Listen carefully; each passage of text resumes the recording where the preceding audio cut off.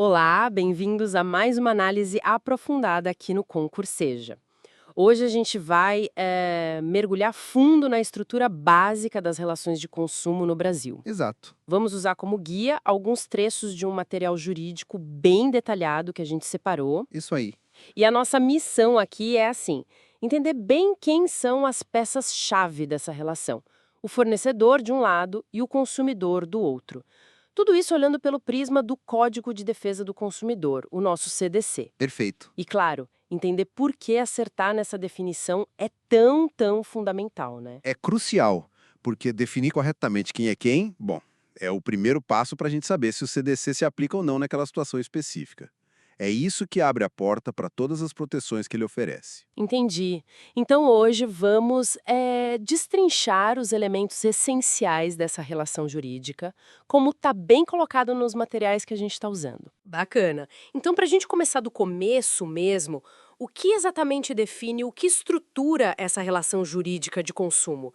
O material que a gente tem aqui aponta para três elementos principais, né? Adaptados para o consumo, claro. Isso, são três pilares. Quais são?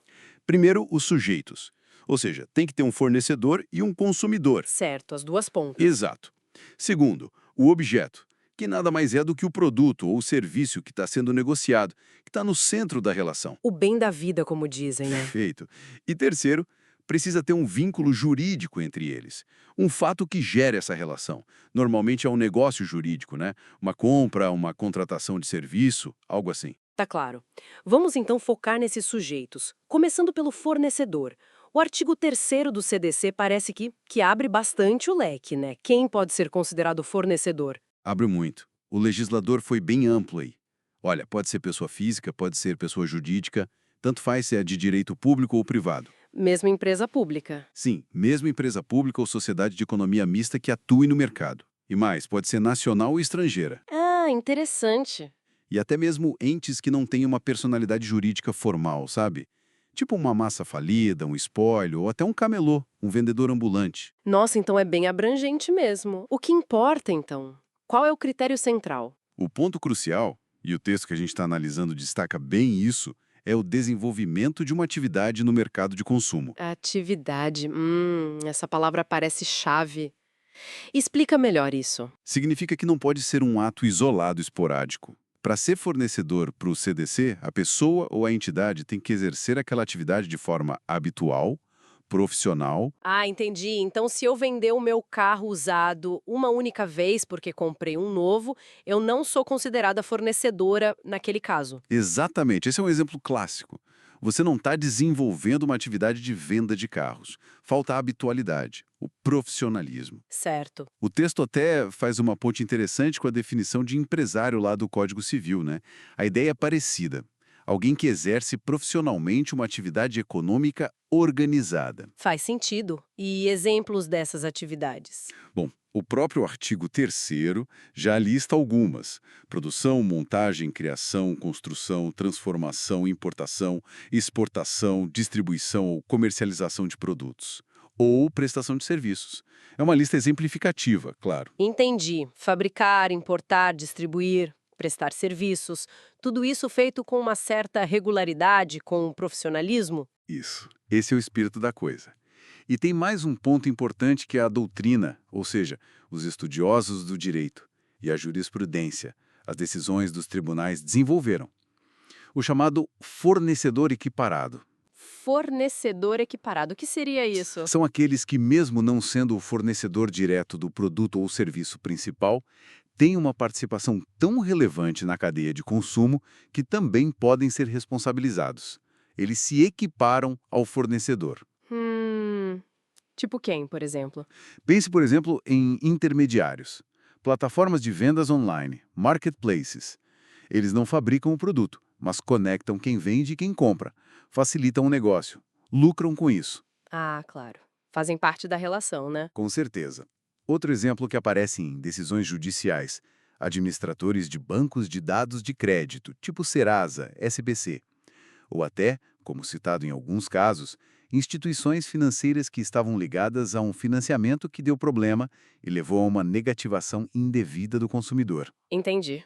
Mesmo não sendo o vendedor original do produto que deu defeito, por exemplo? Exato. A ideia é que eles, de alguma forma, participaram daquela relação ou falharam em algum dever acessório, e por isso podem ser chamados a responder.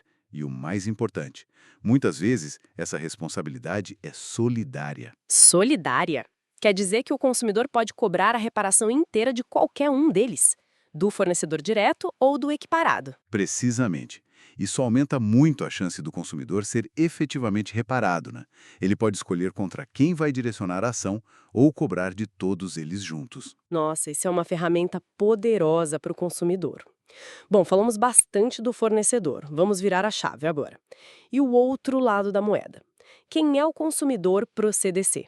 Vamos lá. O artigo 2º caput do CDC traz a definição básica. Diz que consumidor é toda pessoa física ou jurídica. Pessoa jurídica também? Uma empresa pode ser consumidora? Pode. Esse é um ponto que gera bastante discussão, mas a lei permite expressamente. A chave da definição está no final da frase, que adquire ou utiliza produto ou serviço como destinatário final. Destinatário final. Essa é a expressão mágica, então. Essa é a expressão. Mas o que significa ser destinatário final? Aí é que a história fica mais complexa, porque surgiram diferentes interpretações ao longo do tempo. Teorias, né? Sempre elas no direito. Exatamente. A primeira interpretação, que prevaleceu por um tempo, foi a teoria finalista, às vezes chamada de finalista pura ou restrita. E o que elas diziam? Ela era bem rigorosa. Para ser consumidor, a pessoa ou empresa precisava preencher 2 requisitos: ser o destinatário fático do bem, ou seja, ser o último na cadeia de circulação daquele produto ou serviço. Ok, tirar o bem do mercado. Isso. E, além disso, ser o destinatário econômico, ou seja, não podia usar aquele produto ou serviço para continuar a sua própria atividade profissional, para gerar lucro, para revender ou para incrementar seu negócio. Então, por essa teoria, um taxista que compra um pneu novo para o táxi dele não seria consumidor. Porque ele usa o pneu para trabalhar, para gerar renda. Exatamente esse o ponto. Pela teoria finalista pura, ele não seria consumidor do pneu. Um agricultor que compra semente para plantar e vender a colheita também não. Uma costureira que compra uma máquina de costura para fazer roupa sob encomenda também ficaria de fora. Nossa, mas isso parece um pouco injusto, não? Porque essas pessoas, o taxista, o pequeno agricultor, a costureira, eles podem ser tão vulneráveis quanto qualquer pessoa física comprando algo para uso pessoal quando negociam com um grande fabricante de pneus ou de máquinas. Pois é, essa era a grande crítica à teoria finalista. Ela acabava deixando desprotegidas muitas pessoas e principalmente pequenos negócios que claramente estavam em posição de desvantagem na relação com o fornecedor. E aí, como isso evoluiu? Aí que entra a inteligência da jurisprudência, especialmente do Superior Tribunal de Justiça, o STJ. Eles perceberam essa lacuna, essa injustiça, e começaram a flexibilizar a interpretação. Surgiu assim a teoria finalista aprofundada, ou finalista mitigada. Aprofundada ou mitigada? E qual a diferença? O que ela trouxe de novo? Ela mantém a base da teoria finalista, a ideia de destinatário final ainda é importante, mas ela adiciona um elemento crucial: a análise da vulnerabilidade do adquirente no caso concreto. Vulnerabilidade. Essa palavra de novo. Sim, é central no direito do consumidor.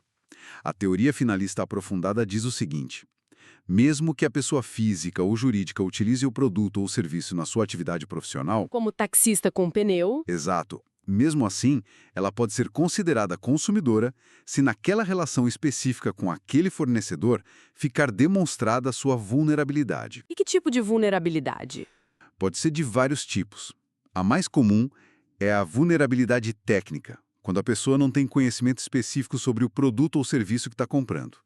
Pensa no pequeno agricultor comprando um agrotóxico complexo. Certo. Pode ser vulnerabilidade jurídica ou científica, quando falta conhecimento sobre questões legais, contratuais. Pode ser a vulnerabilidade fática, ligada às circunstâncias do caso concreto, como uma dependência excessiva daquele fornecedor. E, muito importante, a vulnerabilidade econômica, quando há uma disparidade muito grande de poder econômico entre as partes. E também a informacional, quando o acesso à informação é desigual. Entendi. Então, o juiz ou quem for analisar o caso vai olhar para a situação real e perguntar: essa empresa, esse profissional que comprou algo para usar no negócio, ele é a parte mais fraca aqui?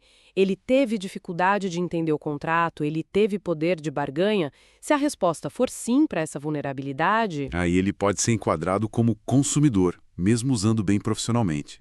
Essa teoria é a que predomina hoje no STJ.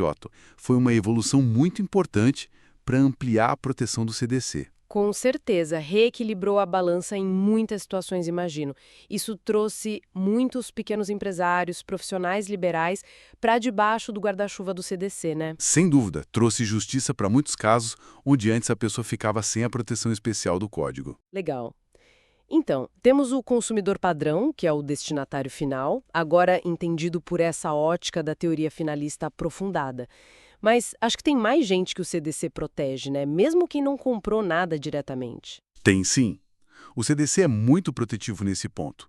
Ele estende o conceito de consumidor para outras situações através da figura do consumidor por equiparação, ou como alguns chamam, bystander. Bystander? O espectador, quem estava por perto. Isso, a ideia é essa. São pessoas que não participaram diretamente da relação contratual de consumo, compra e venda, prestação de serviço, mas que de alguma forma foram atingidas pelos efeitos negativos dessa relação ou das práticas do fornecedor. E quem são esses equiparados? A lei prevê basicamente 3 situações principais de equiparação. Primeiro, o artigo 2º, parágrafo único, equipara a consumidor à coletividade de pessoas, ainda que indetermináveis, que haja intervindo nas relações de consumo. Coletividade? Como assim? Pensa numa publicidade enganosa ou abusiva veiculada na TV ou na internet. Ela não é dirigida a uma pessoa específica, mas atinge um número enorme, indeterminado de pessoas que podem ser levadas a erro ou se sentir ofendidas. Essa coletividade é protegida. Ou pensa na poluição causada por uma fábrica, afetando a saúde de toda uma comunidade. Entendi. Proteção de interesses difusos coletivos. Qual a segunda situação? A segunda está no artigo 17 do CDC. Ele equipara a consumidor todas as vítimas do evento danoso causado por um produto ou serviço defeituoso. É o chamado acidente de consumo. Ah, esse é famoso. Mesmo quem não comprou o produto? Mesmo quem não comprou ou não usou, só estava passando perto. O exemplo clássico. Um avião cai por defeito na manutenção, que é um serviço. Os passageiros são consumidores diretos. Mas se a queda atingir uma casa, o morador dessa casa, que não tinha nada a ver com o voo, é considerado consumidor por equiparação para fins de buscar indenização pelos danos sofridos. Nossa, faz todo sentido. Protege quem sofreu o dano, independentemente de ter comprado algo. E a terceira? A terceira está no artigo 29. Ele equipara a consumidores todas as pessoas, determináveis ou não, expostas às práticas comerciais previstas no CDC. Isso inclui práticas abusivas, publicidade enganosa ou abusiva, cláusulas contratuais abusivas, métodos de cobrança coercitivos ou vexatórios. Então, mesmo que eu não tenha chegado a contratar o serviço ou comprar o produto, se eu fui exposto a uma oferta enganosa ou recebi uma cobrança indevida e ameaçadora, Você já pode ser considerado consumidor por equiparação para questionar aquela prática abusiva segundo o artigo 29. Ele protege as pessoas antes mesmo da contratação, na fase pré-contratual, ou mesmo quem nunca chegou a contratar. uau! Realmente, a rede de proteção do CDC é bem mais ampla do que parece à primeira vista, né? Ela se adapta a muitas realidades diferentes. Exatamente. A intenção do legislador foi criar um microsistema de proteção bastante abrangente, reconhecendo que o consumidor, em suas diversas formas, geralmente é a parte mais vulnerável nessas relações de mercado. Fica muito claro depois dessa nossa conversa que identificar quem é consumidor e quem é fornecedor não é só abrir o código e ler o artigo. Exige uma análise cuidadosa, né? Sem dúvida. Tem que entender o contexto, a atividade do fornecedor, a destinação dada ao produto ou serviço pelo consumidor e, principalmente, essa questão da vulnerabilidade, que a teoria finalista aprofundada trouxe com tanta força. Exige olhar para a relação concreta, para as circunstâncias do caso. A letra fria da lei é o ponto de partida, mas a interpretação evolutiva, guiada pelos princípios do CDC, como a boa-fé e o reconhecimento da vulnerabilidade, é fundamental. Perfeito. Bom, acho que conseguimos cobrir bastante terreno hoje desvendando essas figuras centrais. Sim, foi uma boa análise dos sujeitos da relação de consumo. E para a gente fechar, acho que fica uma reflexão interessante, né? Como você vê essa interpretação que está sempre evoluindo, principalmente essa que foca tanto na vulnerabilidade? Como ela impacta aquele equilíbrio que o direito sempre busca? É uma ótima pergunta para a gente pensar. De um lado, a gente tem a liberdade econômica, a livre iniciativa, o direito do fornecedor de empreender. Do outro, a necessidade de proteger o indivíduo, o consumidor, nas transações do dia a dia que são cada vez mais complexas. Exatamente. Onde que a gente traça essa linha? Como garantir a proteção do vulnerável sem engessar demais a atividade econômica? Como essa interpretação mais ampla do conceito de consumidor, por exemplo, impacta os custos das empresas, a segurança jurídica? Pois é, um debate constante, imagino. Não tem resposta fácil. Não mesmo. É um equilíbrio dinâmico que a sociedade e o judiciário vão ajustando conforme as relações de mercado mudam, conforme a tecnologia avança. É algo para a gente continuar acompanhando e refletindo sobre. Com certeza. Fica aí a provocação para os nossos ouvintes também. Bom, chegamos ao fim da nossa análise de hoje. Foi excelente, muito esclarecedor. Eu que agradeço a oportunidade da conversa. E a gente espera todos vocês nas nossas próximas aulas, nos próximos encontros aqui no Concurseja, para continuar desvendando juntos os temas importantes do direito. Até lá! Até a próxima, pessoal!